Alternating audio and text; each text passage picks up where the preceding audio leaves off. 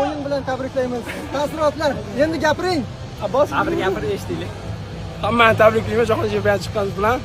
Bu Qanday o'tdi? O'yin haqida ham keling. o'zingizlar ko'rdinglar, zo'r o'tdi. Gol yutqizmadik. Qasos. Revansh olindi.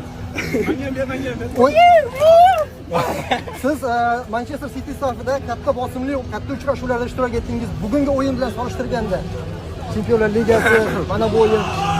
Hozir O'zbekistonda o'yini sal qiyinroq o'tadi, chunki hamma nimani bizda bo'ladi, ko'p odam ko'rsatadi. O'ylaymanki, yaxshi o'tdi bugungi o'yin. Terma jamoa bosh murabbiy qanday ko'rsatmalar bergandi, aynan himoyachilarga? Akalar zo'r beryapsiz, savollar bor. Javob. Bunaqa narsa aytilmaydi aka. Bu savolga javob berish qiyin. Xo'p, keyingi savol. Bu yoqqa ham o'ting. Nishonlash qanday bo'ladi 10-da? Qiynalyapti. 10-da nishonlash qanday bo'ladi? Ko'ramiz. Barcha Oldindan aytib qo'yish kerak emas. hozir butun O'zbekiston ko'ryapmiz sizni.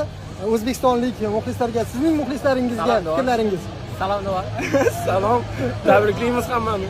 Ha, Bo'ldi. bo'ldi. Ha? Hozir yig'lavoradi aka. Tabriklaymiz, zo'r o'yin. Rahmat. Abbos, Men keturaymi? turing. Do'stingizning yonida turing. O'z bo'lsang, Abbos. Boshqa qoling aka, kiringni ichkariga. Sher qildik yo. Xo'p, Abbos, tabriklayman. Juda og'ir o'yin, juda og'ir yo'l bosib o'tildi va yangi tarix yaratilyapti shu haqida. Alhamdulillah. Bu g'alabaga erishishni butun xalqimiz juda ko'pdan beri kutdi. O'zbekiston futboli, O'zbekiston xalqi jahon chempionatiga chiqishga haqli edi deb o'ylayman, chunki bu ajoyib jamoa bilan chiqmasa uyat bo'lardi. Xudoga shukr, bu uddaladik. Alloh bersin. Ko'tarib olib ketib qoldik.